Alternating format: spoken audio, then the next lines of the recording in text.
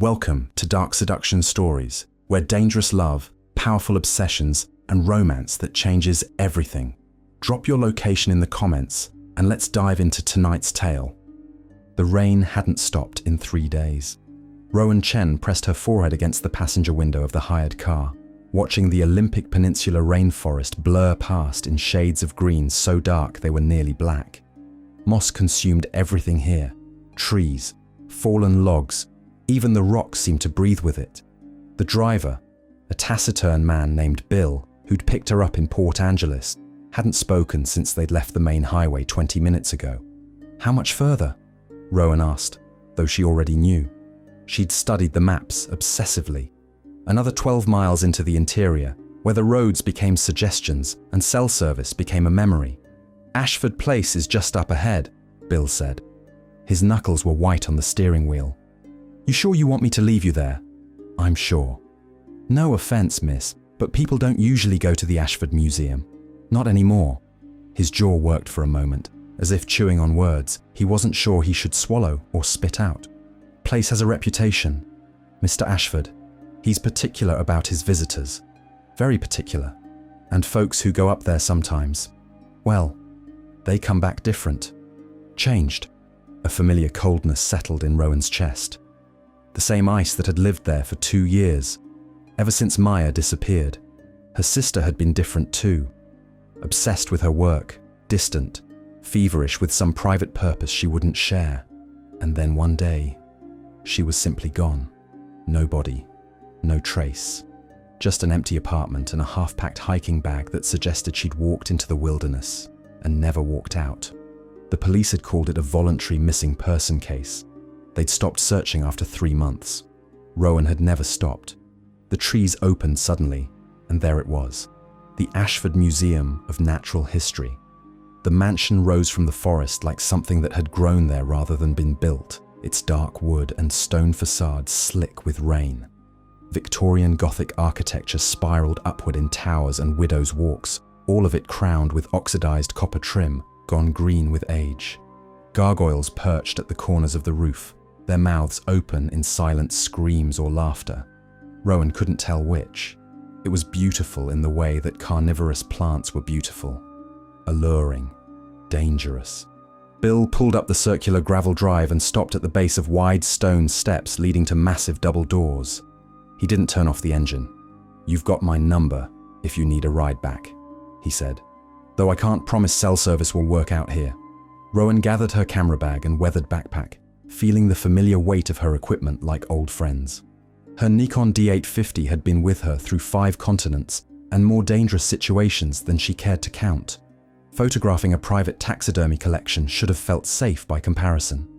Should have. Thank you, Bill. She stepped out into the rain, and Bill didn't waste time. His car crunched back down the gravel drive before she'd even reached the steps, disappearing into the green tunnel of trees like he couldn't leave fast enough. The silence that followed was profound, not peaceful. The rainforest was never truly quiet, not with the constant whisper of water on leaves and the distant calls of ravens. But it was the kind of silence that made her aware of her own breathing, her heartbeat, the sound of her boots on stone as she climbed the steps. Before she could reach for the brass knocker shaped like a wolf's head, one of the doors opened. Verin Ashford stood in the threshold, backlit by warm amber light that seemed impossibly welcoming against the grey afternoon. He was tall, at least 6'2", with the kind of leanness that spoke of someone who forgot to eat when absorbed in work. His hair was dark and slightly too long, swept back from a face that was more interesting than handsome, all sharp angles and intelligent eyes the colour of aged whiskey. He wore a charcoal wool sweater and dark slacks, dressed like someone from another era, elegant and anachronistic. Ms. Chen, he said, and his voice was exactly what she'd expected from their phone conversations. Cultured, measured, with the faintest trace of an accent she couldn't quite place. British, perhaps, or European. You're precisely on time. I appreciate punctuality. Mr. Ashford. She shifted her camera bag, suddenly aware of how bedraggled she must look. Soaked hair plastered to her face. Practical hiking clothes chosen for function over fashion. Thank you for having me. Please, come in. You must be freezing." He stepped back, allowing her to enter. The interior of the Ashford Museum took her breath away.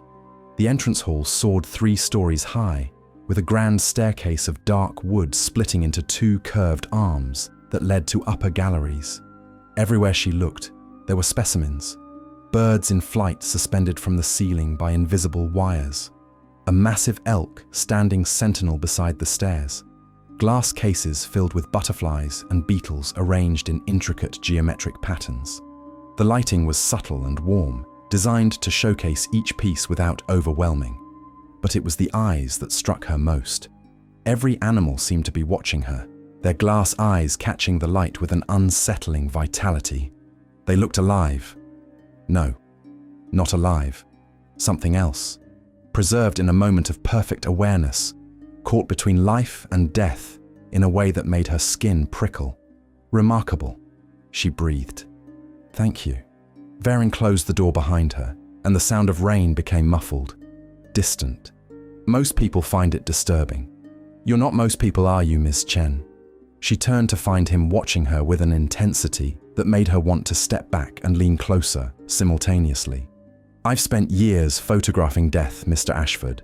Endangered species, animals on the brink of extinction. Your collection it's preservation of a different kind. Exactly. Something lit in his expression, a spark of recognition that felt almost intimate. You understand? So few people do. They see death, but I see immortality. These creatures will never grow old, never sicken, never lose their beauty. I've given them eternity. The way he said it made something in Rowan's stomach twist. Not quite fear, not quite fascination, but something darker that lived between the two. Let me show you to your room, Verin said, already moving toward the stairs. You'll want to settle in before dinner.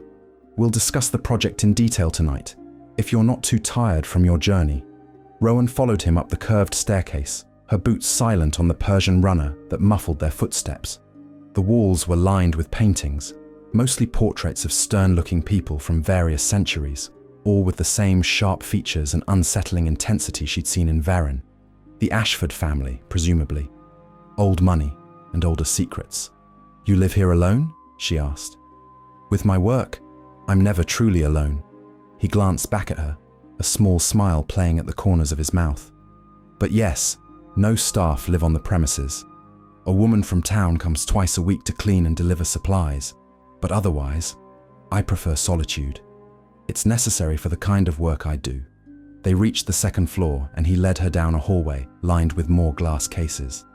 Small mammals mostly, foxes and raccoons, a river otter frozen mid-play, its expression almost joyful. But there was something about their poses that seemed too perfect, too deliberate, as if they'd been arranged by someone with an artist's eye and a surgeon's precision. Verin stopped at a door near the end of the hall and opened it to reveal a guest room that was far more comfortable than Rowan had expected. A 4-poster bed dominated the space, dressed in ivory linens that looked soft and expensive. A writing desk sat beneath a large window overlooking the forest, and a door on the far wall presumably led to a private bathroom. The room smelled faintly of cedar and something else, something sweet and organic that she couldn't identify. The bathroom is through there, Verin confirmed, following her gaze. I've had fresh towels laid out. Please, make yourself comfortable. Dinner will be at 7. I'll come collect you. The house is quite large, and I wouldn't want you to get lost. There was something in the way he said that last part, a flicker of concern that seemed genuine, almost protective, that made Rowan's defenses waver slightly. Thank you, Mr. Ashford. Verin, please.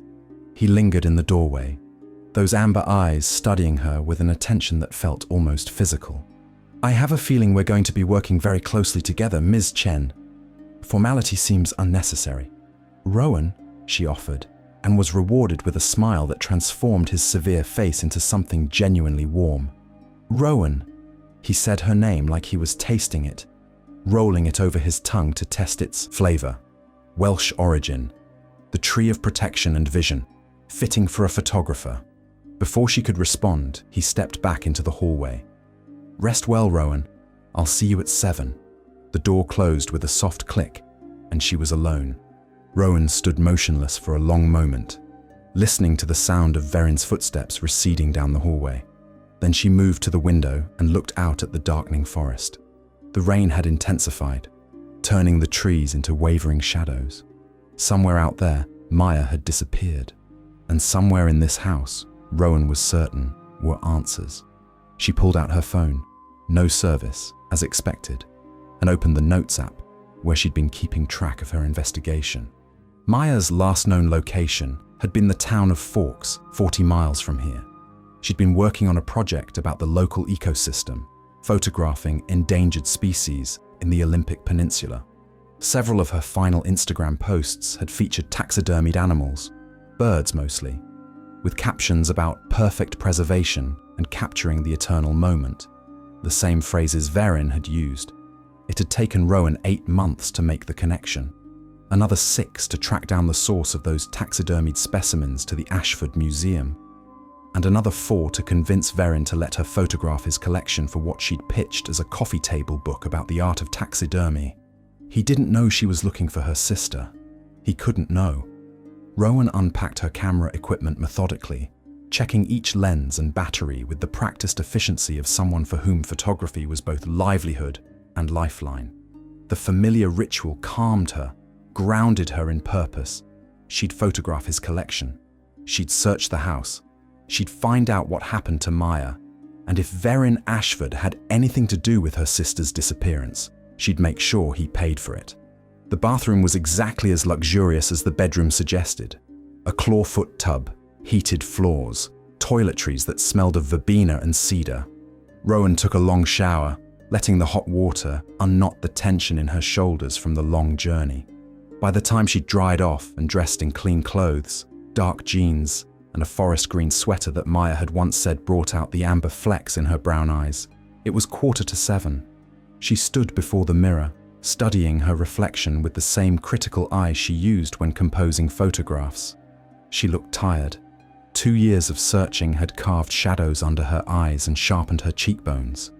She'd lost weight she couldn't afford to lose, and her hair, once long and glossy, was now cut short for practicality, the black strands just brushing her shoulders. At 32, she looked older than her years, worn down by grief and obsession. Maya would have told her to eat more, to sleep more, to let the dead rest. But Maya didn't get to offer advice anymore, because Maya was gone, and Rowan was the only one left who gave a damn. A knock at the door startled her from her thoughts. "Rowan?" Verin's voice muffled through the wood. "Are you ready?" She opened the door to find him still dressed exactly as before, though he'd added a dark jacket that emphasized the lean lines of his frame.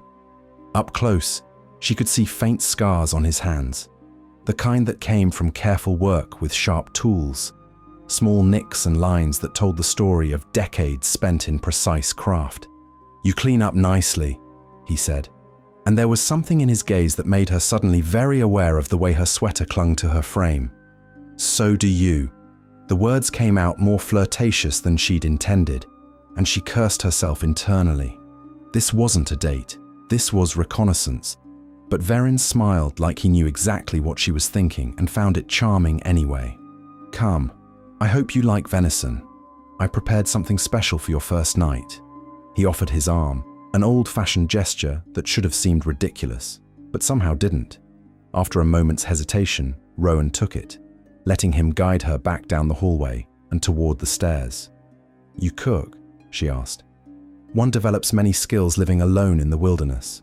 His voice held a note of amusement. "Besides, there's an art to preparation, whether it's a meal or a specimen. Both require patience, precision, and an understanding of how to preserve beauty in its most perfect form." There it was again. That unsettling way he spoke about preservation, like it was a love language only he understood. They descended to the ground floor, but instead of heading toward what she assumed was the formal dining room, Verin led her through a doorway she hadn't noticed before, concealed behind a massive display case containing a golden eagle with its wings spread wide. The room beyond was smaller, more intimate, clearly his private dining area rather than a space for entertaining. A table was set for 2. candles already lit and casting warm light over china that looked antique and expensive. The walls were lined with bookshelves crammed with leather-bound volumes, and a fire crackled in a stone fireplace, chasing away the damp chill of the rain outside. "This is beautiful," Rowan said, and meant it. The room felt lived in a way the museum's public spaces didn't, personal and warm. "Thank you." Verin pulled out a chair for her. "I don't entertain often, but when I do, I prefer it to feel meaningful. Shared meals should be an experience, not merely fuel." He disappeared through another door and returned moments later with 2 plates. The venison was perfectly cooked, accompanied by roasted root vegetables and a sauce that smelled of wine and herbs. He'd even paired it with a burgundy that he poured with the care of someone who understood wine. "2 new collaborations," Verin said, raising his glass. "To art and preservation," Rowan replied, watching his reaction. His smile widened. "Indeed." They touched glasses, and Rowan took a careful sip. The wine was excellent, rich and complex, with notes of dark fruit and earth. She'd have to be careful not to drink too much. She needed to stay sharp, alert, ready to notice any detail that might lead her to Maya. But as the meal progressed, and Verin began to talk about his work, the art of taxidermy, the history of the Ashford collection, his philosophy of preservation, Rowan found herself genuinely captivated. He spoke with a passion that was almost hypnotic, his hands moving expressively as he described the painstaking process. "Most taxidermists work from dead animals," he explained. "They reconstruct what they think the animal looked like in life. But I've spent years studying living creatures, watching them, understanding their movements and expressions. When I preserve a specimen, I'm not recreating life. I'm capturing the exact moment when that animal was most itself, the second before flight, the instant of perfect alertness, the split second of pure, unself-conscious being. That must require incredible patience," Rowan said, "and timing." "Yes." His eyes held hers across the table. "But then, you understand that. As a wildlife photographer, you spend hours, days, waiting for the perfect shot. That singular moment when light and subject and composition align. We're not so different, you and I." The way he said it made her shiver, though the room was warm. There was an intimacy in his words, a suggestion that he saw something in her that others missed. It was seductive and unsettling in equal measure. "Tell me about your work," Verin said, refilling her wine glass. "What draws you to endangered species? Why document their disappearance rather than, I don't know, happier subjects?" The question caught her off guard. Most people didn't ask about the why. They just admired the photographs and moved on. "I suppose I want to bear witness," she said slowly. "These animals are vanishing, and soon they'll only exist in photographs and museums. Someone needs to remember them as they were, wild and alive, not just as specimens or statistics, but as individuals with their own beauty and agency." She paused, surprised by her own honesty. "I lost someone important to me 2 years ago, and I realized that we're all endangered in a way. Every moment is fleeting. Every person we love could vanish without warning. Photography is my way of holding on." Verin had gone very still, his wine glass frozen halfway to his lips. "Who did you lose?" he asked softly. Rowan's throat tightened. She hadn't meant to reveal so much. "My sister.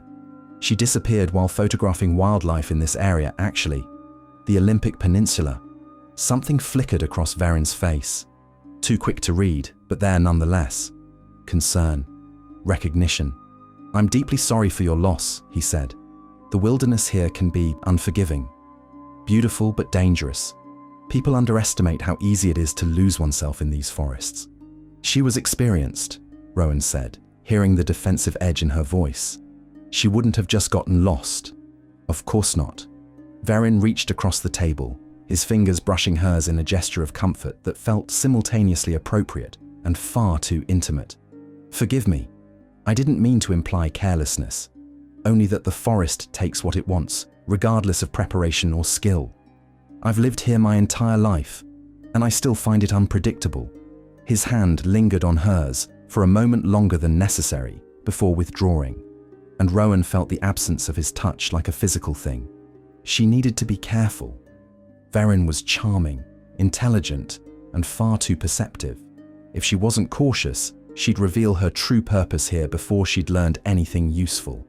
"Tell me about the private collection you want photographed," she said, deliberately shifting the conversation back to safer ground. "The pieces you don't display publicly." Verin's expression transformed, excitement lighting his features in a way that made him look younger, almost boyish.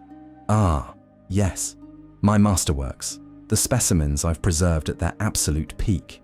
Creatures I've studied for months or even years, waiting for the precise moment when they achieved perfection." He stood abruptly, his chair scraping against the floor. "Come, let me show you." "Now?" Rowan glanced at the remains of their meal. "The best time to see them is after dark," Verin said, already moving toward the door. "The lighting is optimal. Besides, I find I can't contain my enthusiasm when discussing my work. You'll understand once you see them." Against her better judgment, Rowan followed him.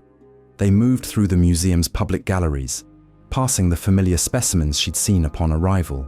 But Verin led her past these, deeper into the house, through corridors that grew narrower and less ornate. The temperature dropped noticeably, and Rowan's breath began to fog in the air. "I keep this section climate-controlled," Verin explained, producing an old-fashioned key from his pocket. "Preservation requires specific conditions: temperature, humidity, light exposure. My private collection is too valuable to risk environmental damage."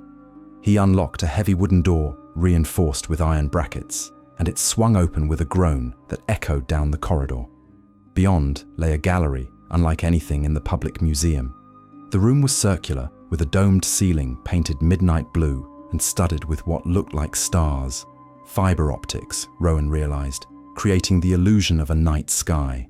Spotlights illuminated individual displays arranged around the perimeter, each one containing a single specimen posed in a way that seemed impossibly lifelike.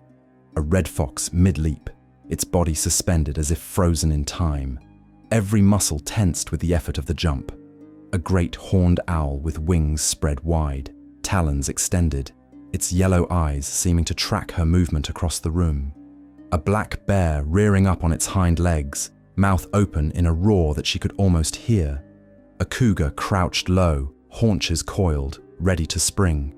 Each animal captured in the split second before action, before the pounce, before the strike. But it was the expressions that stopped her breath. Each animal looked aware, not just alert, but conscious in a way that went beyond technical skill. Their eyes held something that made her skin crawl and her heart race simultaneously. They looked like they were experiencing something profound in their final moment. Joy, perhaps, or terror, or both at once. Rowan whispered, How is this even possible?" Verin moved to stand beside her, close enough that she could feel the heat radiating from his body in the cold room. "Years of practice," he said quietly. "Study, patience, and a willingness to do what others won't. Traditional taxidermy works with death, Rowan, but I've learned to work with the moment between life and death. That single, crystalline instant when the animal is most fully itself. The Greeks called it kairos, the supreme moment. I've dedicated my life to capturing it." She turned to look at him, and in the strange lighting of the gallery, his face seemed almost otherworldly, beautiful and terrible at once. "You're talking about killing them at a specific moment. I'm talking about immortalizing them," Verin corrected gently. "Death comes for all living things, Rowan, but I give them eternity at their peak. Would you rather grow old and weak, your body failing you day by day, or would you choose to be preserved at your most beautiful, your most powerful, forever?" The question hung in the air between them, and Rowan realized with a chill that he wasn't speaking hypothetically. This was his philosophy, his obsession. Preservation as a form of love, death as a gift of eternal perfection. "I need to photograph these," she said, her professional instincts kicking in to cover her unease. "Tomorrow, in natural light, and with proper equipment. They're extraordinary, Verin. Disturbing, yes, but extraordinary." He smiled. pleased by her assessment. "I knew you would understand. From the moment I saw your portfolio, the way you capture endangered species with such intimacy, I knew you would see what I see. We're kindred spirits, you and I, both of us trying to hold back time, to preserve beauty before it vanishes forever." He reached out and tucked a strand of hair behind her ear, the gesture so gentle and unexpected that Rowan froze. His fingers lingered against her cheek, and she could feel her pulse hammering in her throat. This close, she could see the fine lines at the corners of his eyes, the slight asymmetry of his features that made his face so compelling. He smelled of wood smoke and something darker, more primal. "You're cold," Verin murmured. "Forgive me. I'm so accustomed to the temperature in here that I forget how others feel it. Come, let's return to the warmth." But as he guided her back toward the door, his hand resting lightly on the small of her back, Rowan's gaze caught on something she'd missed in her initial sweep of the room. In the far corner, partially shadowed, was a display case larger than the others. Inside it, arranged on black velvet like precious relics, were personal items: a pair of hiking boots, a weathered journal, a compass on a silver chain, and a camera. Her heart stopped. A Nikon D850, exactly like hers. The same scuff mark on the grip where it had been dropped in Iceland. The same bright red strap that Maya had insisted on buying because, if it gets lost in the snow, at least we'll be able to find it. It was Maya's camera. "What is that?" Rowan asked, fighting to keep her voice steady, fighting to keep breathing. Verin followed her gaze, and something shifted in his expression. A flicker of something she couldn't quite read. Satisfaction? Anticipation? Ah, that. A photographer visited here some time ago. She was documenting the local wildlife, I believe. We spent several fascinating evenings discussing art and preservation. She understood my work in a way few people do. She left these behind when she departed. Said she didn't need them anymore, that she'd found what she was looking for. I kept them as a memento of our conversations. The lie was so smooth, so practiced, that it took Rowan's breath away. Maya would never have left her camera. That camera was her livelihood, her passion, her way of seeing the world. She'd have sooner left behind her own hand. "What was her name?" Rowan asked, though she already knew the answer he would give. "I don't recall, I'm afraid." Verin's tone was light, casual, but his eyes had gone sharp, watchful. "It was quite some time ago, 2 years perhaps. Time blurs when one lives in isolation. Why do you ask?" "No reason," Rowan lied, her mind racing. It's the same model I use. Strange coincidence." Indeed, Verin studied her for a long moment, and she had the unnerving sensation that he could see right through her, that he knew exactly who she was, and why she was really here. Strange coincidence. He paused, then added, "Though I suppose all photographers are drawn to the same tools, the same way all artists recognize quality when they see it." His hand was still on her back, warm and steady, guiding her toward the door. But now the touch felt different, not protective, but possessive. Like he was herding her, controlling where she could and couldn't look. They walked back through the museum in silence, the weight of unspoken things pressing down between them. Rowan's mind was spinning, cataloguing everything she'd seen, every word he'd said. Maya had been here. Maya had sat with him, talked with him, discussed art and preservation. And then Maya had disappeared, leaving behind the one thing she would never willingly abandon. When they reached her room, Verin paused at the threshold. The hallway was dim, lit only by wall sconces that cast long shadows across his face. "Sleep well, Rowan," he said. "Tomorrow, we'll begin your work in earnest. I think you'll find that photographing my collection is transformative. It changes people, makes them see the world differently." "I'm sure it does," she replied, her hand on the doorknob. He leaned in, close enough that she could smell his cologne. Something dark and woody, cedar and amber and smoke. Close enough that she could feel the warmth of his breath against her temple. "I'm very glad you're here, Rowan Chen. I have a feeling you're going to create something beautiful. Something permanent." The way he said that last word made ice slide down her spine. Then he was gone, disappearing down the hallway with footsteps so quiet they barely registered. Rowan stood in the doorway for a long moment, watching the shadows where he'd been, before she finally stepped inside and locked the door. She leaned against the wood, her heart pounding so hard she could hear it in her ears. Maya's camera was here, which meant Maya had been here, which meant Verin had lied about not remembering her name, which meant what? That he'd killed her? That he'd preserved her somewhere in this vast, Gothic mansion like one of his specimens?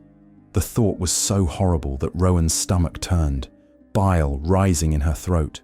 But no, there had been no human specimens in his collection, nothing that even hinted at that kind of depravity. Just animals, caught at their most perfect moments. Still, Maya was gone, and her things were here, displayed, like trophies in Verin's private gallery. Rowan moved to the window and looked out at the dark forest. The rain had stopped, and through breaks in the clouds, she could see stars. Real ones this time, not fiber optics. The moon was nearly full, casting silver light over the trees. She needed to search the house. Tonight, while Verin slept, she needed to find out what had happened to Maya, needed to find some evidence that would lead her to answers. But something stopped her from acting immediately, some instinct that whispered she was being watched, that Verin wasn't asleep at all, but waiting to see what she would do, testing her. Instead, Rowan pulled out her phone and opened the photos she'd secretly taken throughout the evening. Shots of the hallways, the displays, anything that might prove useful later. She'd been subtle about it, pretending to check messages or adjust her settings. But she documented everything she could, including Maya's camera in that display case. She zoomed in on the image, studying every detail. Yes, that was definitely the same scuff mark, the same red strap, but there was something else, something she hadn't noticed in person. The memory card slot was open, empty. Whatever Maya had photographed here, whatever she documented, Verin had taken it. Rowan's hands trembled as she set down her phone. She needed to think, needed to plan. Charging in recklessly would only get her killed. Or worse, would end with her disappearing, just like Maya had. She prepared for bed methodically, going through the motions of her nightly routine while her mind spun with possibilities. As she brushed her teeth, she studied her reflection in the bathroom mirror. Her eyes looked too bright, feverish with adrenaline and fear. She looked like Maya had looked in those final weeks before she disappeared. Obsessed, driven, reckless. And that realization, that she was following the exact same path her sister had taken, should have frightened her more than it did. Rowan climbed into bed but didn't turn off the lights. She lay there in the soft glow of the bedside lamp, staring at the ceiling, listening to the old house settle around her. Every creak of wood, every whisper of wind against the windows, made her heart race. She thought about Verin's hands, those long, scarred fingers that had touched her cheek so gently, hands that created beauty from death, hands that had held Maya's camera, that had removed the memory card, that had arranged her sister's belongings like artifacts in a museum. What else had those hands done? Despite her racing thoughts, exhaustion eventually caught up with her. The long journey, the emotional weight of the day, the wine at dinner, it all conspired to pull her down into sleep. She dreamed of the gallery with its fiber optic stars. But in her dream, the animals weren't animals at all. They were people she'd known. Friends, colleagues, lovers, all frozen in moments of perfect awareness. And at the center of the room, in the largest display case, stood Maya. Her sister looked exactly as she had the last time Rowan had seen her. Dark hair pulled back in a ponytail, cargo pants and hiking boots, her beloved camera around her neck. But her eyes were glass, reflecting the starlight, and her expression was one of terrible, eternal understanding. Verin stood beside the case, one hand resting on the glass. She was perfect, he said in the dream. So perfect I couldn't let her go. Just like I won't be able to let you go, Rowan. You understand that, don't you? You understand what it means to be seen, truly seen. For the first time in your life.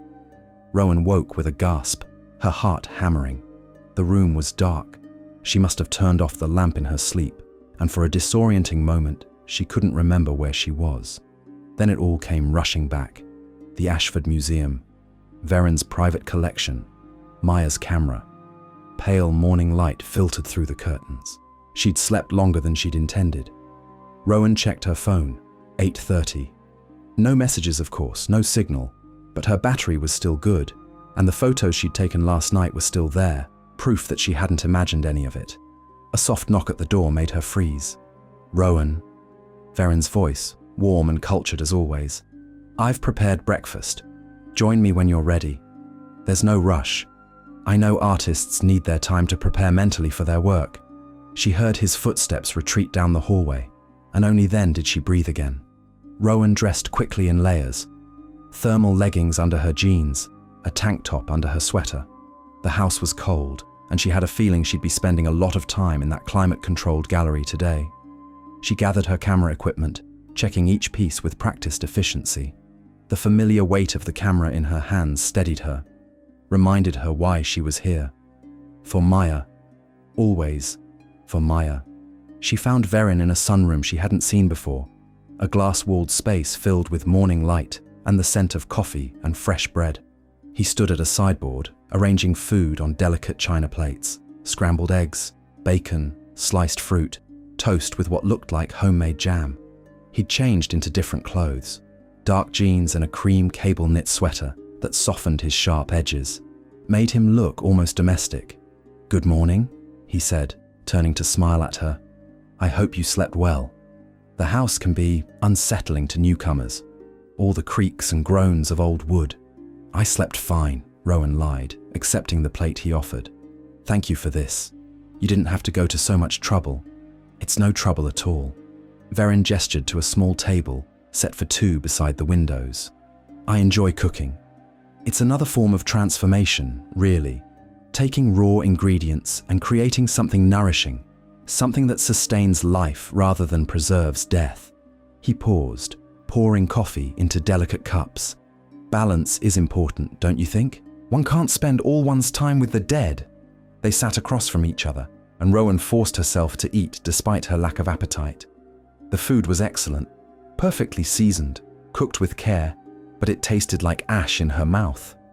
She kept thinking about Maya sitting in this same spot, eating meals Verin had prepared, talking about art and preservation.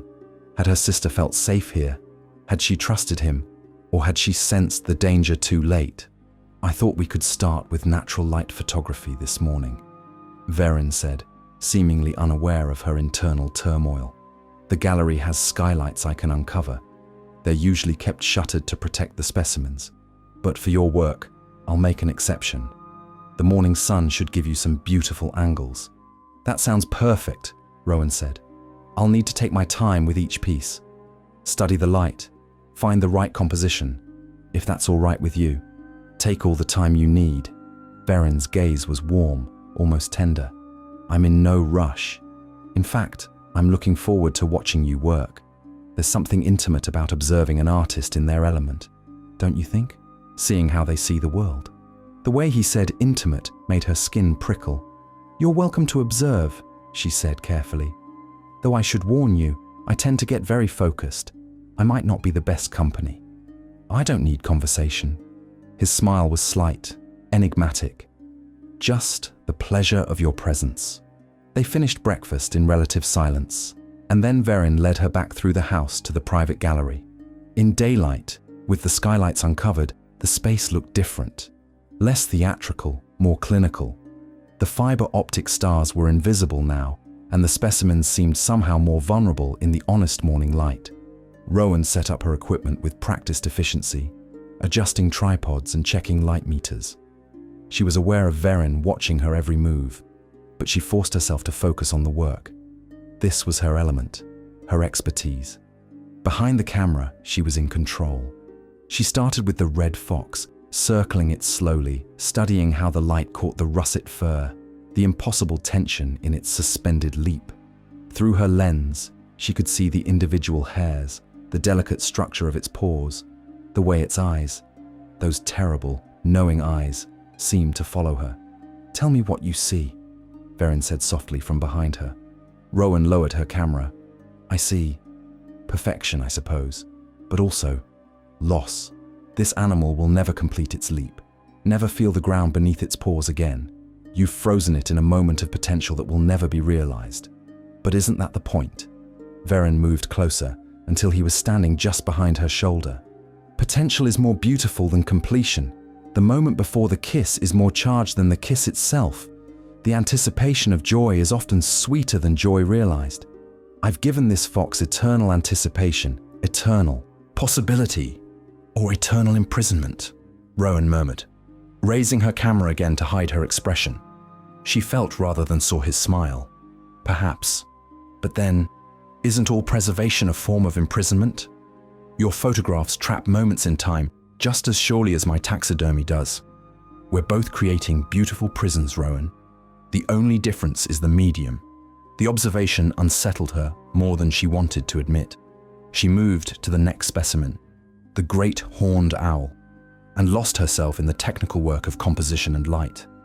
Click, adjust, click again. Each photograph was a small act of documentation, evidence she might need later. Hours passed. Verin brought her water, coffee, small snacks she barely touched. He never left the room, content to watch her work in silence, or occasionally offer observations about the specimens. How long he'd studied each animal. What made that particular moment worth capturing? The bear took me 3 years, he said as she photographed the massive creature. I tracked her through the forest, learned her patterns, her territories. I watched her fish in the streams, watched her teach her cubs. I waited for the exact moment when she would rear up like this. Powerful, protective, fierce. When that moment came, I was ready. You killed a mother bear? Rowan asked, unable to keep the edge from her voice. I immortalized her at her most magnificent, Verin corrected gently. Her cubs were nearly grown. They didn't need her anymore, and now she'll be remembered forever as the perfect embodiment of maternal protection. Isn't that better than dying of old age in some forgotten den, her strength faded, her purpose spent? Rowan didn't answer. She focused on her camera, on the mechanical actions that kept her hands busy and her mouth shut. By early afternoon, she'd photographed everything except the display case in the corner, the one with Maya's belongings. She'd been avoiding it, saving it for last, unsure if she could maintain her composure when she had to look at her sister's camera up close. But finally, there was nothing left but that. "Shall we break for lunch?" Verin asked, as if sensing her reluctance. "You've been working for hours without rest." "Actually," Rowan said, forcing casualness into her tone, "I'd like to photograph that last case first, the one with the personal items. It's an interesting addition to the collection, a humanizing element among all the animals." Something flickered across Verin's face, so quick she almost missed it. Pleasure, perhaps, or triumph. "Of course," he said, "though I should mention, that case is locked. The contents are quite valuable to me. Sentimental value, you understand. I just need to photograph it," Rowan assured him. "I won't need to open it." She approached the case slowly, her heart hammering. Up close, she could see more details. The scuff on the camera grip, the silver compass that had belonged to their grandmother, the worn leather of Maya's favorite hiking boots. Each item was arranged with care, displayed like artifacts in a museum, or trophies. Her hands shook as she raised her camera. She took shot after shot, documenting everything from multiple angles. Evidence. Proof. "The photographer who left these," Rowan said, keeping her voice steady through sheer force of will. "You said she didn't need them anymore. What did you mean by that?" Verin came to stand beside her, close enough that their shoulders nearly touched. "I meant that she'd found what she was looking for," he said softly. "She'd been searching for something, meaning, purpose, understanding. And here, in my work, she found it. She understood what I was trying to achieve. She saw the beauty in preservation, in capturing the perfect moment." He paused. "Much like you do. Where is she now?" The question came out before Rowan could stop it. Verin turned to look at her, his amber eyes studying her face with unnerving intensity. "Where all perfect things eventually go," he said. "Into eternity."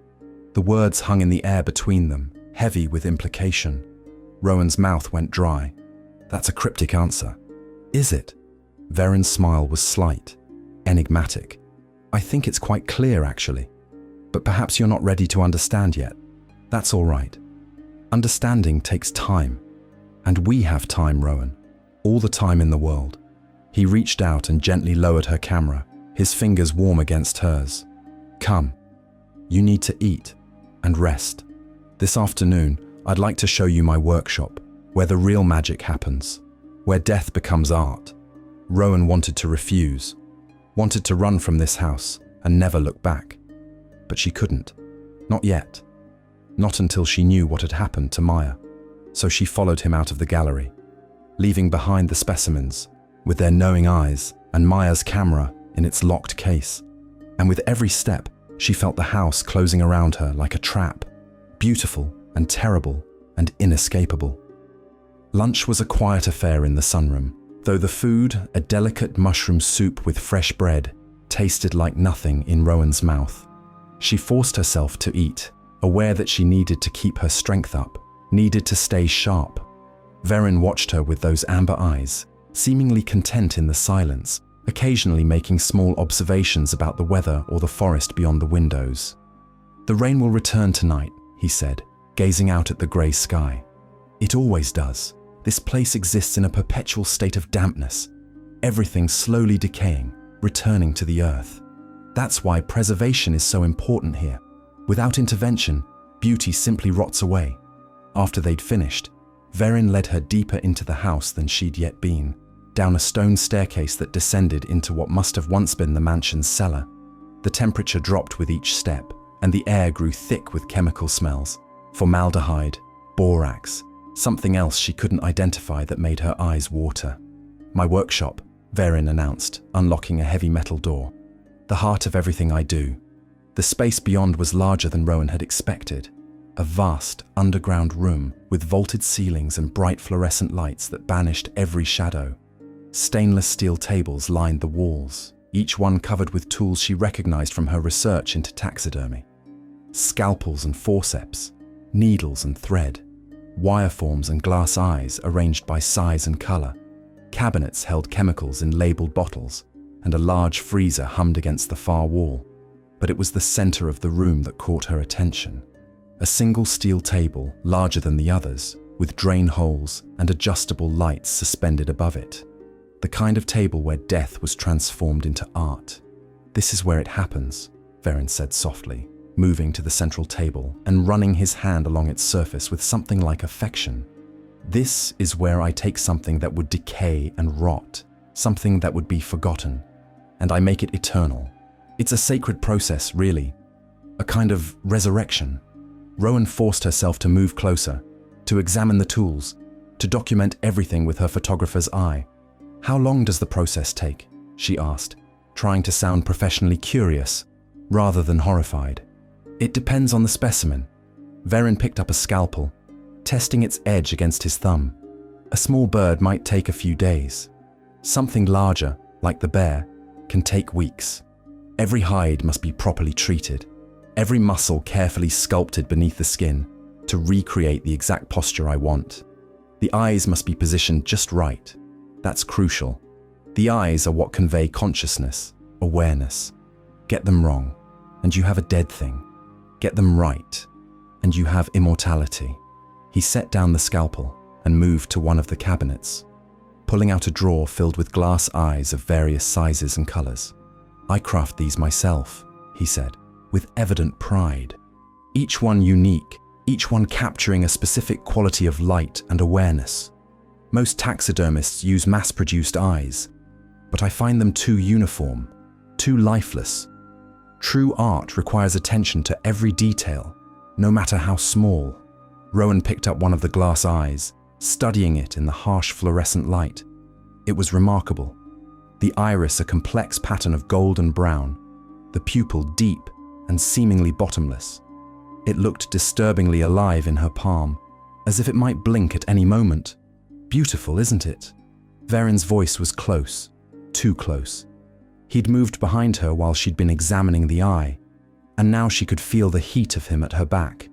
"I made that one for a hawk I preserved 5 years ago. The bird had been hunting when I found it. The moment right before the strike, when every sense is heightened, when the predator becomes pure intention. I wanted the eyes to capture that intensity, that focus. Do you see it? She did see it, and it terrified her. Yes, she whispered. Verin reached around her, his arm brushing hers as he took the glass eye from her hand and returned it to the drawer. The gesture felt intimate, almost possessive, and Rowan had to fight the urge to step away. Instead, she turned to face him, meeting his gaze directly. "Show me how you do it," she said. "The process. I want to understand." Something lit in his expression. Pleasure, excitement, and something darker she couldn't name. "Are you sure? Most people find it disturbing. I'm not most people." "No." His smile was slow, almost predatory. "You're not." He moved to the large freezer and opened it, releasing a cloud of frozen air. Inside, Rowan could see shapes wrapped in plastic, specimens waiting to be preserved. Verin pulled out a small bundle and brought it to the central table, unwrapping it with careful hands. A fox. Smaller than the one in his gallery, its russet fur dulled by death and cold. "This one I found yesterday," Verin said, his voice taking on a lecturer's tone. "Hit by a car on the access road. Not ideal. I prefer to choose my subjects carefully, to capture them at the right moment, but sometimes opportunity presents itself. And this little one deserves better than to rot on the roadside." He picked up a scalpel and began to work, his movements precise and practiced. Despite her revulsion, Rowan found herself watching with grim fascination as he made the first incision, carefully separating skin from muscle. "The key is patience," Verin murmured, absorbed in his work. "Rushing leads to tears, to damage that can't be repaired. You have to work slowly, methodically, respecting the creature even in death. Every cut must be deliberate, every movement considered." As he worked, he talked about the process. The chemicals used to preserve the hide, the wire armatures that would support the final pose, the clay and foam used to recreate musculature beneath the skin.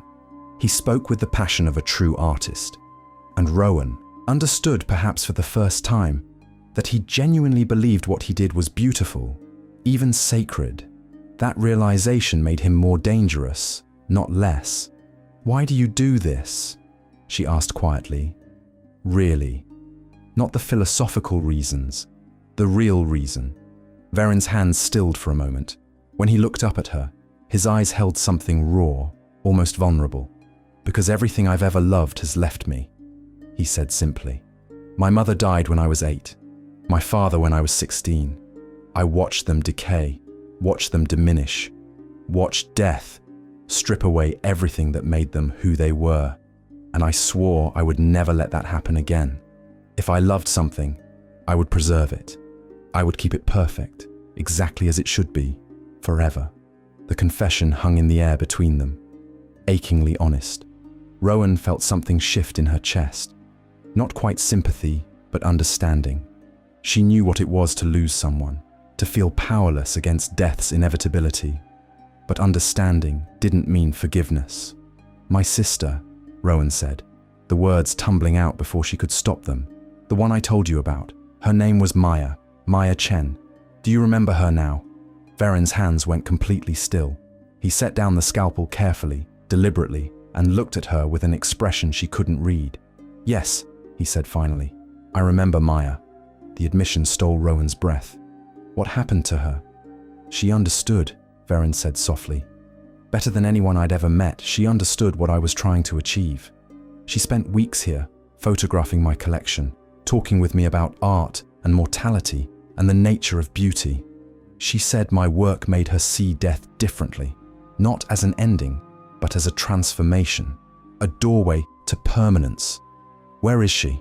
Rowan's voice cracked. "Please, I need to know." Verin moved closer to her, his hands, still wearing surgical gloves stained with the fox's blood, reaching for her face. Rowan flinched but didn't pull away as he cupped her cheek with surprising gentleness. "She's where she wanted to be," he said.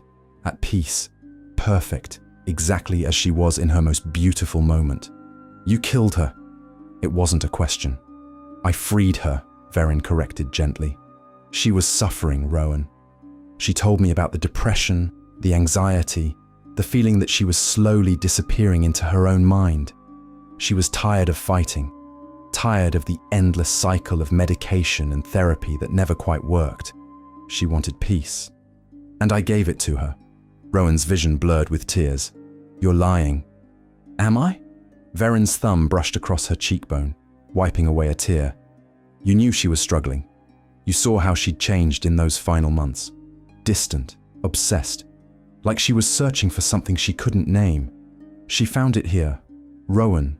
She found understanding, acceptance. And when she asked me to help her, how could I refuse? She wouldn't..." Rowan's voice broke. "Maya wouldn't have asked for that, wouldn't she?" Verin's eyes held hers, amber and intense and terribly sad. "Or are you just unable to accept that your sister made a choice you don't understand? That she found a kind of peace you can't comprehend?" The words hit like physical blows, because part of Rowan, a small, terrible part she'd never acknowledged, had known that Maya was slipping away long before she disappeared, had seen the darkness in her sister's eyes, and chosen to look away because confronting it was too hard, too painful. "Show me," Rowan whispered. "Show me where she is." Verin studied her for a long moment, then slowly removed his gloves and took her hand. "All right," he said softly, "but you must understand. What I'm about to show you will change everything. There's no going back from this knowledge, Rowan. Once you see, you can't unsee." "I don't care," she said, though her hands were shaking. "I need to know." He led her from the workshop, back up the stone stairs and through corridors she didn't recognize. They climbed higher into the house, past the guest rooms and public galleries, up a narrow servant's staircase that spiraled into one of the mansion's towers. The door at the top was locked with 3 separate deadbolts. Verin unlocked them one by one, each click echoing in the enclosed space. "I don't bring anyone here," he said as he opened the door. "This is my private sanctuary, my most precious work."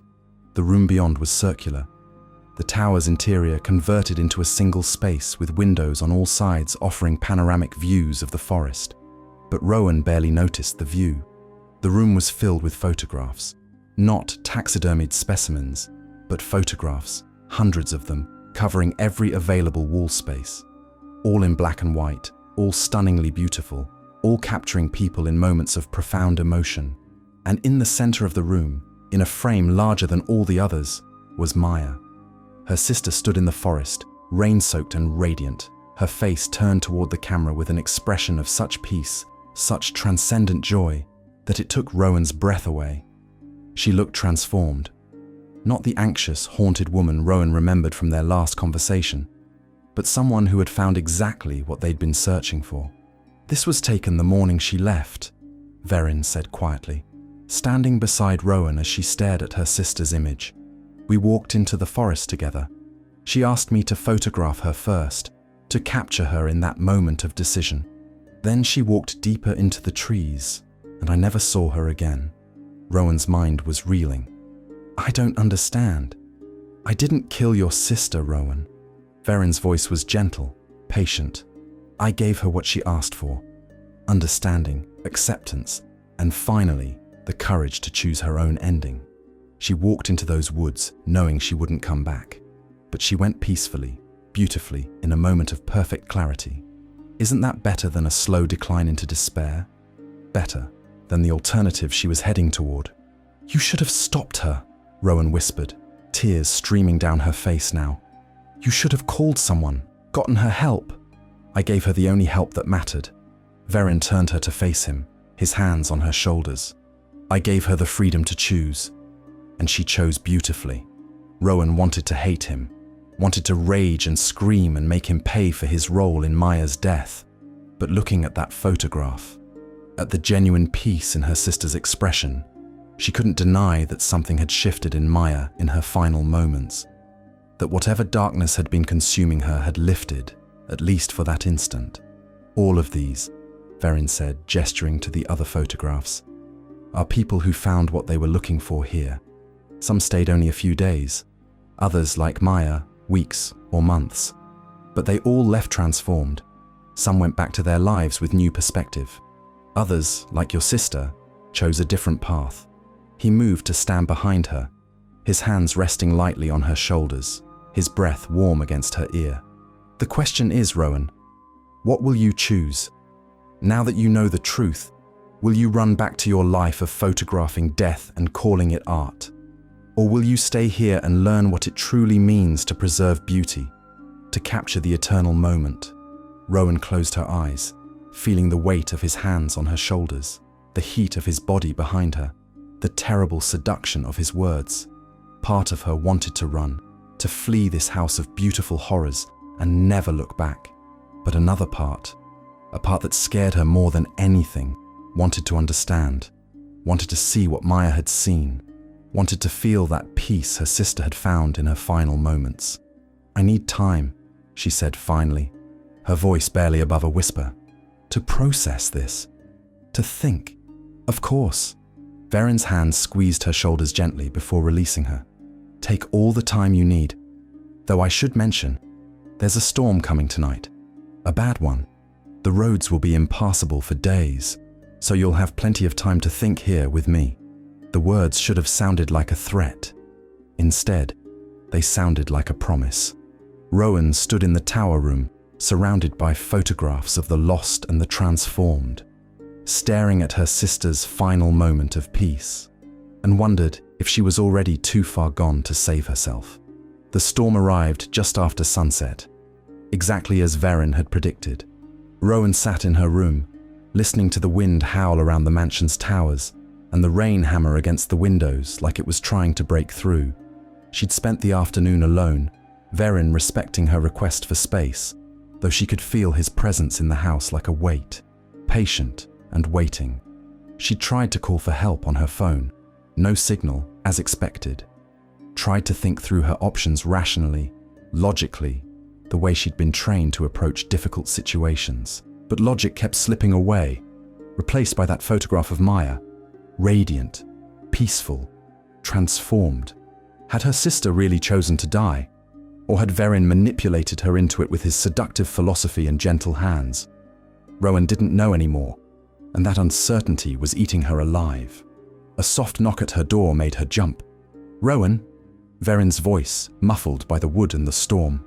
"I've made dinner. You should eat something." She should refuse, should barricade herself in this room until the storm passed and she could escape this place. But her stomach growled, and she realized she hadn't eaten since that inadequate lunch hours ago. Besides, what was the point of hiding? If Verin wanted to hurt her, a locked door wouldn't stop him. She opened the door to find him standing in the hallway, dressed casually in dark jeans and a soft grey Henley that made him look younger, less severe. His hair was slightly damp, as if he'd recently showered, and he held a single candle in an old brass holder. "The storm knocked out the power about an hour ago," he explained. "I have a generator, but I prefer candlelight on nights like this. It feels more honest somehow. No artificial light to hide behind." Rowan followed him through the darkened house, their path illuminated by his single candle and the occasional flash of lightning through the windows. The mansion felt different in the dark, older, more primal, as if it had shrugged off its Victorian propriety and revealed something ancient beneath. He led her to the library, a room she hadn't seen before. Floor-to-ceiling bookshelves lined 3 walls, and a massive stone fireplace dominated the 4th. A fire crackled in the hearth, casting dancing shadows across the leather furniture and oriental rugs. A small table had been set near the fire with more candles, wine, and covered dishes that smelled of herbs and roasted meat. "I thought we could use the warmth," Verin said, setting down his candle and pulling out a chair for her. "And the privacy.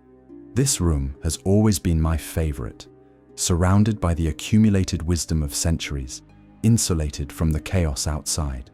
Rowan sat, acutely aware of how intimate the setting was. The flickering firelight, the storm raging beyond the windows, the two of them alone in this cocoon of warmth and shadow. It felt like something out of a Gothic novel, romantic and dangerous in equal measure. Verin uncovered the dishes: roasted duck with a cherry reduction, wild rice, roasted vegetables that must have come from a greenhouse somewhere on the property. He poured wine, a deep red that caught the firelight like liquid rubies. "You're very quiet," he observed as they began to eat. "I can hear you thinking from across the table." "I'm trying to understand," Rowan said slowly, choosing her words with care.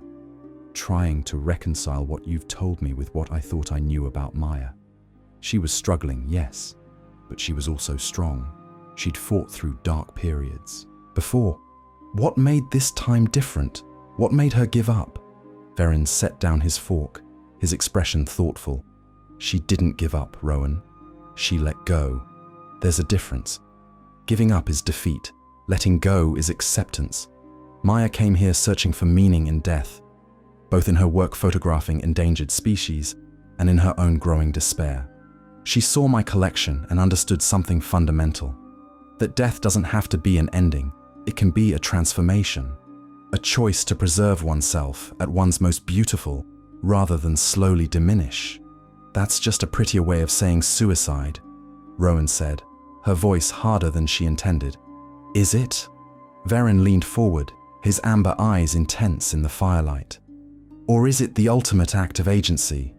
We don't choose to be born, but we can choose how we die. Your sister chose beauty over decay, grace over deterioration.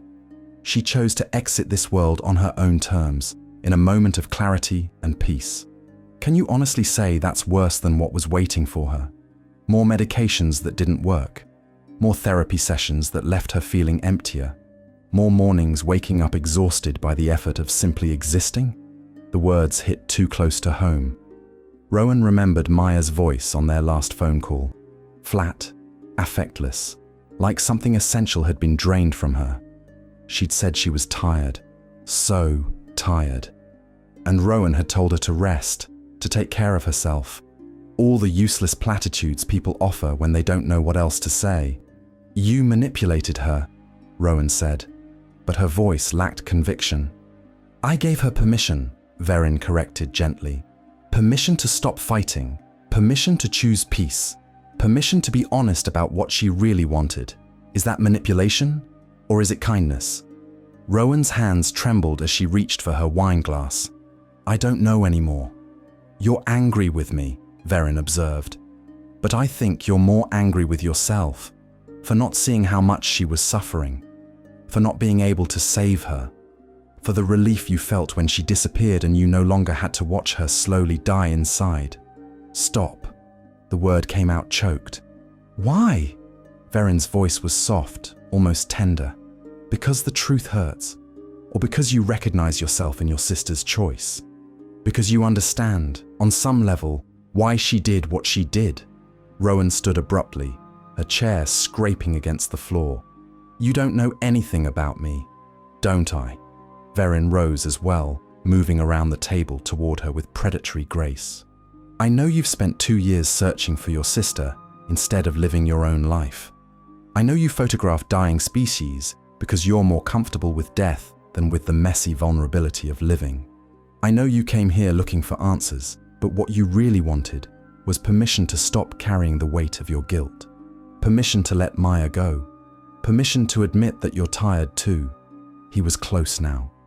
Close enough that she could feel the heat radiating from his body, could smell the wine on his breath and wood smoke in his clothes. Close enough that she should step back, should run, should do anything except stand there frozen like one of his specimens. "I see you, Rowan Chen," Verin murmured, reaching up to tuck a strand of hair behind her ear in that gesture that was becoming achingly familiar. "I see the exhaustion you hide behind your camera, the loneliness you mask with professional purpose, the part of you that's so tired of pretending to be okay when you're slowly disappearing inside your own grief.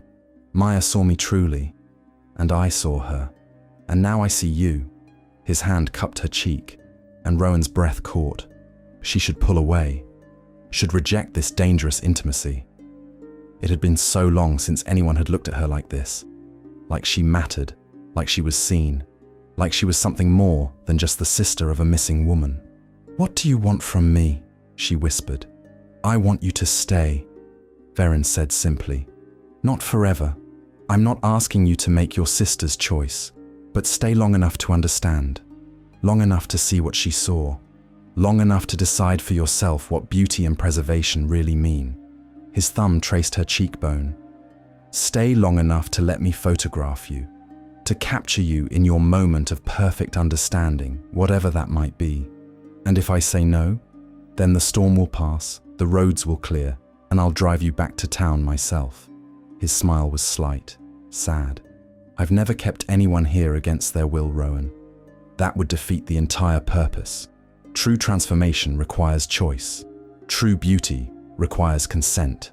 Lightning flashed outside, illuminating his face in stark relief.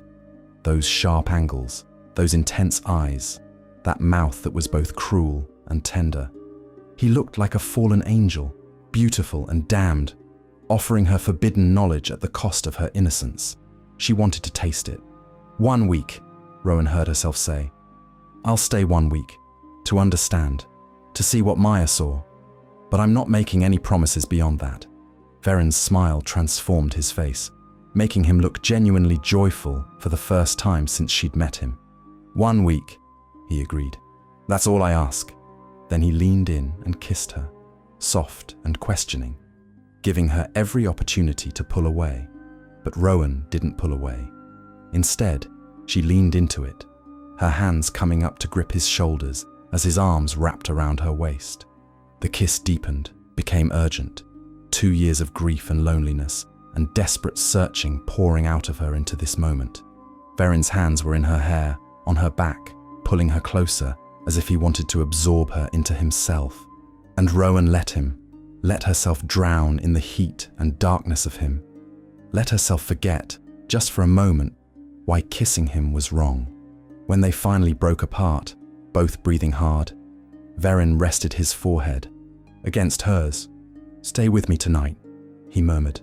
"Not as a specimen or a subject, just as you, Rowan Chen, tired and grieving and searching for meaning in all the wrong places. Let me hold you. Let me show you that there's still life in death, still warmth in the darkness." Every rational part of Rowan screamed at her to refuse, to run, to get as far from this man and his seductive philosophy as possible. But she was so tired of being rational, so tired of being alone, so tired of carrying the weight of Maya's disappearance by herself. "Yes," she whispered. "Yes." Verin took her hand and led her from the library, through the darkened halls to his bedroom, a space she hadn't seen before, located in one of the mansion's turrets. The room was circular like the tower gallery, but intimate rather than vast, with a massive 4-poster bed draped in dark velvet, and windows on all sides showing the storm raging outside. He lit candles while she stood in the center of the room, trembling not from cold, but from the enormity of what she was about to do. When he turned back to her, his face was soft in the flickering light, almost vulnerable. "We don't have to do anything you're not ready for," Verin said, approaching her slowly. "I just want to be close to you, to not be alone for once, to share space with someone who understands the strange beauty of what I do, even if you're not sure you approve." Rowan reached for him, pulling him close, and they fell into the bed together in a tangle of limbs and desperate kisses. His hands were careful even in passion, those surgeon's fingers learning the geography of her body with reverent attention. And Rowan let herself be known, let herself be seen, let herself feel something other than grief for the first time in 2 years. Later, as they lay tangled in the sheets with the storm still raging outside, Verin traced patterns on her bare shoulder. "Tell me something true," he murmured. "Something you've never told anyone else." Rowan was silent for a long moment, staring at the ceiling and listening to the rain. Then quietly, she said, "Sometimes I'm angry at Maya for leaving me, not for dying, but for making me carry the weight of not knowing, for disappearing in a way that gave me no closure, no way to properly grieve.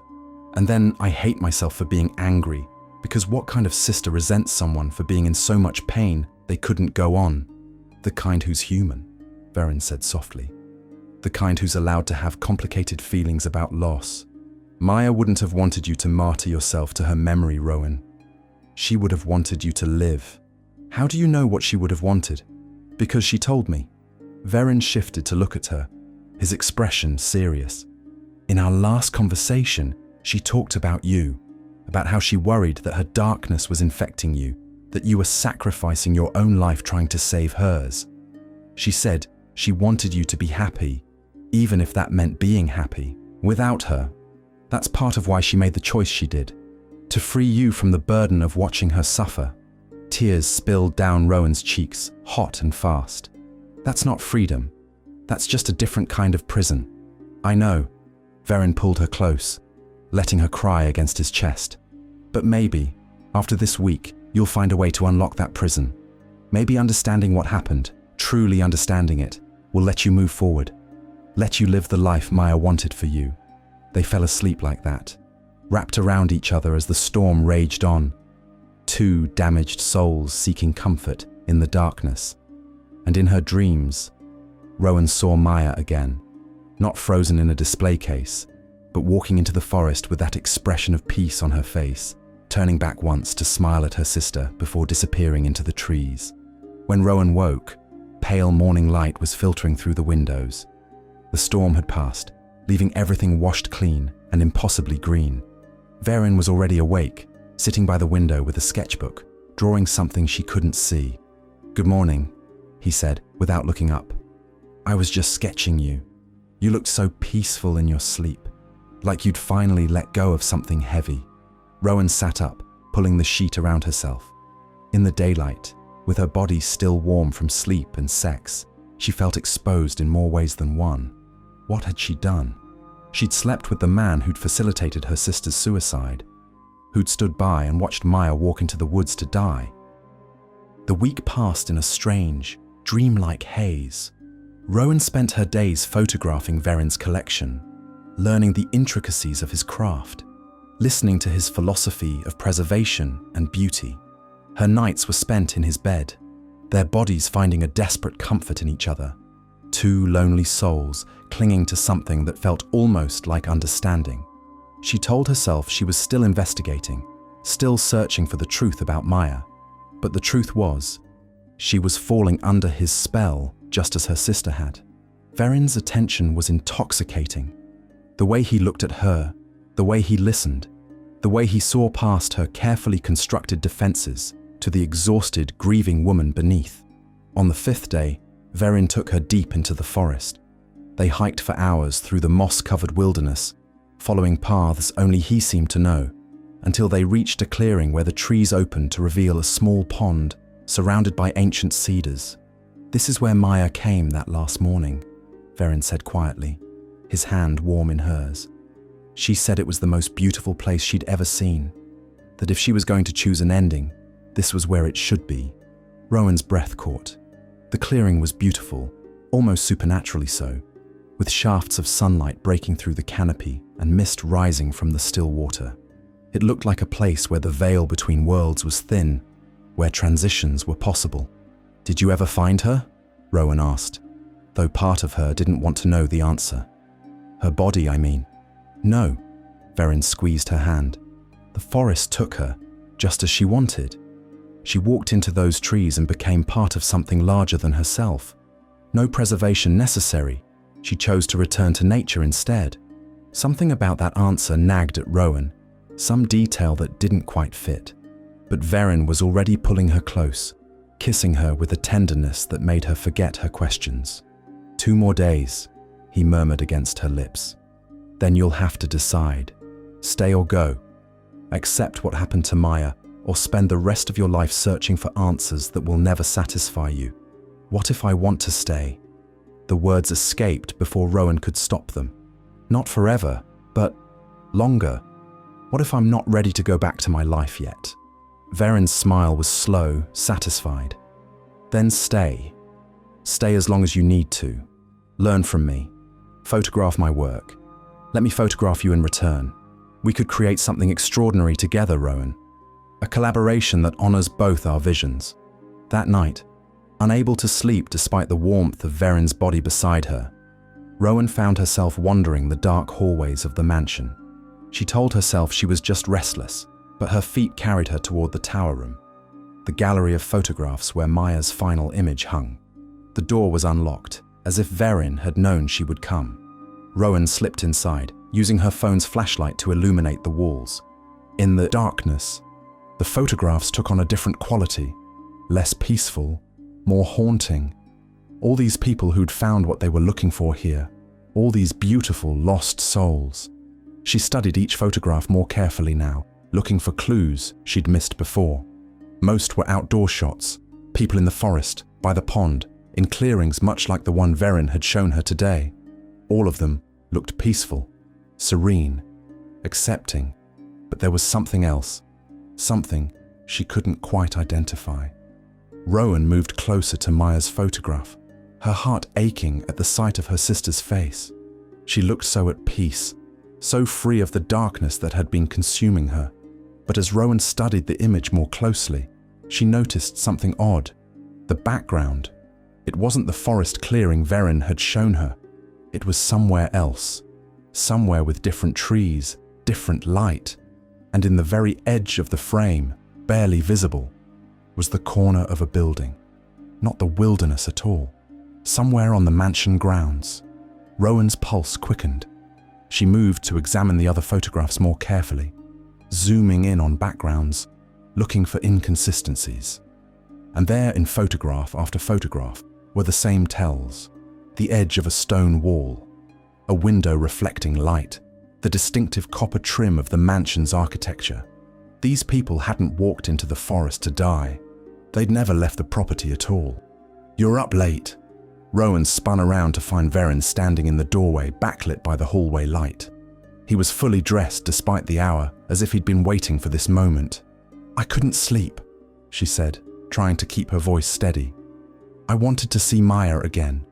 "And what did you see?" Verin moved into the room, his footsteps silent on the wooden floor.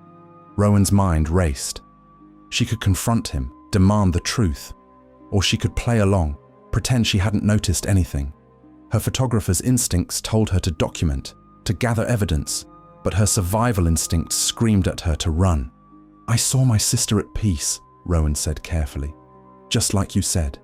Verin studied her face in the dim light, and she had the unnerving sensation that he could read every thought behind her eyes. "But you have questions now," he said softly. "Don't you?" There was no point in lying. He already knew. "These photographs," Rowan said, her voice steady despite her racing heart. "They weren't taken in the forest. They were taken here, on the grounds. Which means those people didn't walk away, which means I lied." Verin finished calmly. He moved closer, and Rowan resisted the urge to back away. "Not about everything. Maya did choose peace. They all did. But you're right. They never left the property. How could they, when they'd finally found where they belonged? Where are they?" Rowan's voice came out as a whisper. "Where are the bodies, Verin?" His smile was gentle, almost sad. "Come, let me show you the truth. You've earned that much." Every instinct screamed at her to refuse, to run, to get as far from this man as possible. But Rowan needed to know, needed to understand what had really happened to her sister. So she followed him, back down the tower stairs, through the sleeping house, down to the basement workshop. But they didn't stop there. Instead, Verin led her to what looked like a solid stone wall at the back of the workshop. He pressed something, a hidden lever, and the wall swung inward to reveal a passageway carved into the earth itself. "The mansion was built during Prohibition," Verin explained, lighting an oil lantern. "My great-grandfather used these tunnels to move illegal liquor. I've found other uses for them." The tunnel was narrow and cold, the walls rough-hewn stone that wept with moisture. They walked for what felt like hours, but was probably only minutes, descending deeper into the earth. Finally, the tunnel opened into a chamber, a natural cave that had been expanded and reinforced with timbers. And there, arranged in alcoves carved into the stone walls like saints in a cathedral, were the missing people. Not taxidermied, not preserved in the traditional sense, but transformed into something else entirely. Their bodies had been carefully positioned and treated with some kind of resin or polymer that had hardened around them, creating translucent shells that preserved them like insects in amber. They glowed faintly in the lantern light, ethereal and beautiful and utterly horrifying. Each one captured in a moment of what looked like peaceful acceptance. Eyes closed, expressions serene, hands folded or reaching towards something only they could see. And at the center, in the largest alcove, was Maya. Rowan's legs gave out. She fell to her knees on the cold stone floor, unable to breathe, unable to process what she was seeing. Her sister looked exactly as she had in that photograph, peaceful, radiant, free. But she was here, beneath the earth, trapped in this beautiful prison forever. "I didn't lie about the important parts," Verin said softly, kneeling beside her. "They did choose this. Each and every one of them came to me seeking peace, seeking an end to their suffering. And I gave them what they asked for, a beautiful death, witnessed and honored, preserved in their moment of greatest peace." Maya took the medication willingly. She lay down in that alcove and smiled as she drifted away. She was grateful, Rowan, grateful for the gift of a gentle ending. "You killed them," Rowan whispered, her voice breaking. "You killed all of them." "I freed them," Verin corrected gently. "From pain, from despair, from the unbearable weight of existence. And I preserved them at their most beautiful so they would never be forgotten, so their moment of peace would last forever." He reached out to touch her face, but Rowan flinched away. "You're insane," she breathed. "Am I?" Verin's expression was sad, almost disappointed. "Or am I the only one brave enough to offer real mercy? These people were going to die anyway, Rowan. By their own hands, in lonely apartments or hotel rooms or parked cars. Messy, violent, undignified deaths that would traumatize whoever found them. I gave them beauty instead, dignity, peace. And I made sure they weren't alone at the end. You're a murderer. I'm an artist." Verin stood, looking around the chamber with something like pride. "And this is my masterwork, my gallery of the peaceful dead, each one preserved in their moment of transcendence. Don't you see how beautiful they are? How perfect?" Rowan forced herself to her feet, her legs shaking. She had to get out of here, had to escape before he added her to his collection. "I'm leaving," she said, backing toward the tunnel entrance. "Now. Tonight." "Of course," Verin said mildly. "I told you, I never keep anyone here against their will. You're free to go. The roads are clear, your car is ready, your belongings already packed." The calm acceptance in his voice stopped her. "Just like that?" "Just like that." He smiled sadly. "Though I had hoped, well, it doesn't matter what I hoped. You're not ready. Perhaps you'll never be. Some people are meant to carry their suffering forever." He gestured toward the tunnel. "Go, Rowan. Return to your life of photographing death from a safe distance. Tell yourself that what I do here is evil, if it makes you feel better. Call the police even, though I think you'll find that without evidence, and with only the word of a grief-stricken sister against a respected naturalist, nothing will come of it. And in the meantime, I'll continue my work. Others will come, seeking what your sister found. And I'll be here, ready to offer them the gift of a beautiful ending." Rowan stared at him. This man she'd kissed, slept beside, almost allowed herself to care for. This monster who genuinely believed he was performing acts of mercy. She ran. Through the tunnel, up through the workshop, through the house to her room where, as he'd promised, her bags were packed and waiting. She grabbed them and fled down the stairs, out the front door, to where her rental car sat with keys in the ignition. Verin stood in the doorway, watching her go with that same sad smile. "Remember, Rowan," he called out as she threw her bags in the car. "Maya loved you, and she made her choice freely. Don't dishonor her memory by turning her moment of peace into something ugly." Rowan didn't answer. She just got in the car and drove, tires spitting gravel, racing down the long driveway toward the road and civilization and sanity. But as the Ashford Museum disappeared behind her in the pre-dawn darkness, Rowan felt something cold settle in her chest. Because Verin was right about one thing, she had no proof. The photographs could be explained away.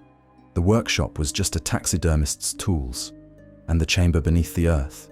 Without a body to show the police, without evidence, who would believe her? More than that, there was the terrible truth she didn't want to acknowledge. That part of her understood what Verin had done. That part of her had seen Maya's peaceful expression, preserved forever in that alcove, and felt something like relief that her sister was finally free of the darkness that had consumed her. 2 months later, Rowan sat in her apartment in Seattle, staring at her laptop screen. She'd tried to report Verin to the police, just as he'd predicted. They'd investigated, found nothing, and politely suggested she seek therapy for her unresolved grief. She tried to move on, to go back to her work, but she couldn't. Every photograph she took felt hollow now, performative. Verin had been right about that too. She'd been photographing death from a safe distance, never truly engaging with it, never really seeing it. Now she couldn't unsee it. On her screen was an email from Verin, the first contact since she'd fled his house. The subject line was simple, an invitation. She shouldn't open it. She knew that. But her finger was already clicking the message before she could stop herself. The email contained a single attachment, a photograph. It was the sketch Verin had drawn of her that morning after the storm, but refined, perfected. She looked radiant in it, peaceful, free of the weight she carried for so long. Below the image was a single line of text. "When you're ready to find your own moment of peace, you know where I am. Take your time. I'll be waiting. We always return to the places that see us truly." Rowan closed the laptop, her hands trembling. She should delete the email, block him, move to another city, and forget the Ashford Museum ever existed. Instead, she found herself opening her photo editing software and pulling up the images she'd taken in his private gallery. The specimens frozen in their perfect moments, the photographs of the peaceful dead. Maya's final expression of transcendent joy.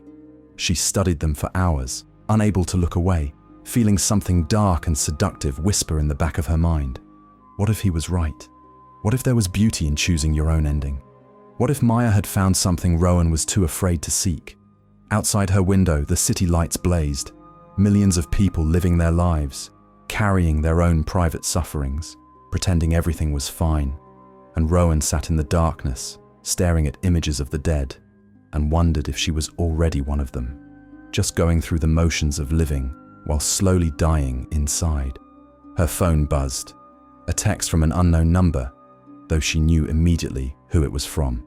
"I've started a new piece, a mountain lion caught mid-pounce. It made me think of you. Beautiful, dangerous, suspended between action and stillness. Come see it when you're ready. Come see me." Rowan's finger hovered over the delete button, but she didn't press it. Instead, she saved the number in her contacts, opened a map and calculated the drive time to the Olympic Peninsula, stared at Maya's peaceful face in that photograph, and wondered what her sister had felt in those final moments. And deep down, in a place she didn't want to acknowledge, Rowan knew that one day, maybe soon, maybe not for years, she would make that drive, would return to the Ashford Museum, would let Verin show her what true peace looked like. Because he was right about one thing. We always return to the places that see us truly. And Verin Ashford had seen her more clearly than anyone ever had, seen the exhaustion, the grief, the slow erosion of her will to keep fighting. The question wasn't if she would return. The question was whether she would leave again when she did. Rowan turned off her laptop and lay down in the darkness, thinking of underground chambers and amber light, of her sister's peaceful face frozen forever in resin, of the seductive promise of a beautiful ending. And as sleep finally claimed her, she dreamed of being perfectly still, perfectly preserved, perfectly at peace, suspended forever in the moment between life and death, beautiful and terrible, and finally free.